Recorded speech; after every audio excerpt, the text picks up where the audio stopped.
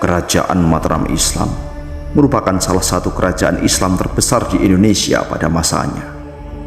Namun tahukah Anda, kerajaan itu menyimpan banyak sekali cerita kontroversi. Dan berikut ini merupakan satu di antara banyak kisah kontroversi yang pernah terjadi di dalam kerajaan Mataram Islam. Pada masa kerajaan Mataram Islam dipimpin oleh Panembahan Senopati, hiduplah seorang pria sakti bernama Bagus Wonoboyo atau dikenal dengan Ki Ageng Mangir IV. Berdasarkan buku Babat Tanah Jawa, Ki Ageng Mangir masih satu keturunan dengan Prabu Brawijaya V dari kerajaan Majapahit. Semasa hidupnya, Ki Ageng Mangir merupakan seorang penguasa di daerah Mangir yang waktu itu berada di wilayah kekuasaan kerajaan Mataram Islam. Namun Ki Ageng Mangir tidak mau tunduk pada Mataram Islam karena baginya wilayah Mangir merupakan tanah perdikan dari kerajaan Majapahit. Hal inilah yang menyebabkan terjadinya perselisihan antara Ki Ageng Mangir dengan Panembahan Senopati. Menyikapi perselisihan ini, Panembahan Senopati ingin menghadapi Mangir dengan perlawanan. Namun penasehat Mataram waktu itu, Ki Jurumartani, tidak setuju kalau Ki Ageng Mangir dihadapi dengan perang karena akan menyebabkan banyak korban. Apalagi Ki Ageng Mangir punya senjata sakti berupa tombak bernama Kyai Baru Kelinding. Akhirnya diputuskan jika Ki Ageng Mangir akan dihadapi dengan tipu daya secara halus.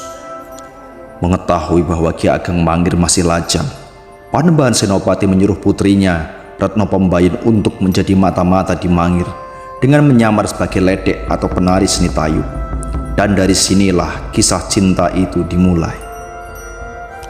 Bersama tim rombongan kesenian tayub, Retno Pembayun pergi ke Mangir untuk mengadakan pertunjukan. Saat itu, ia menggunakan nama samaran Adisaroh untuk menutupi identitas aslinya. Tahu bahwa ada rombongan grup kesenian tayub mengadakan pertunjukan di wilayahnya, Ki Ageng Mangir mengutus bawahannya untuk mengundang mereka mengadakan pertunjukan di halaman dalam Mangiran. Melihat kecantikan Adisaroh, Ki Ageng Mangir langsung terpikat. Semakin lama melihat Adisaroh menari, Ki Ageng Mangir semakin jatuh cinta. Akhirnya Ki Ageng Mangir meminta Adisaroh untuk menjadi istrinya. Retno Pembayun senang karena misinya untuk menarik hati Ki Ageng Mangir telah berhasil. Mereka pun akhirnya resmi menikah. Dalam perjalanan pernikahannya kemudian, Adisaroh akhirnya hamil.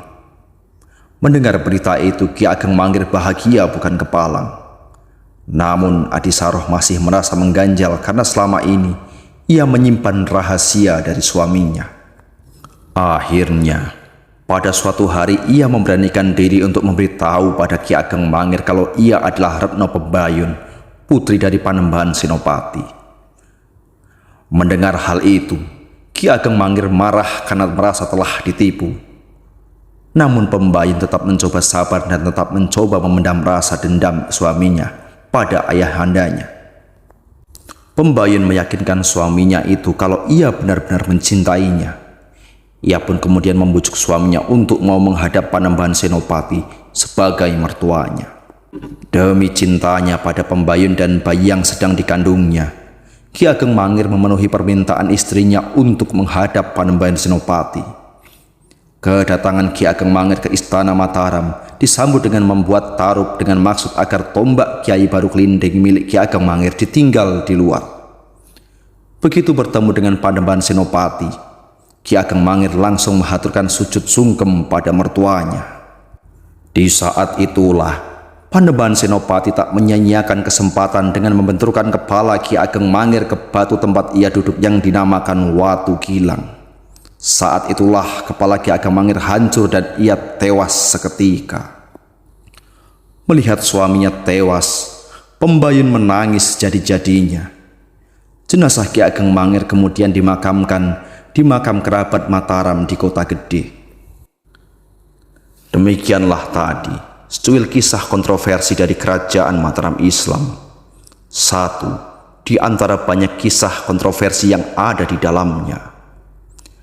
Setiap ambisi politik pasti akan menimbulkan pertumpahan darah dimanapun. Dan kita Sebagai generasi sekarang, hanya perlu mengambil teladan dari kisah-kisah yang ada.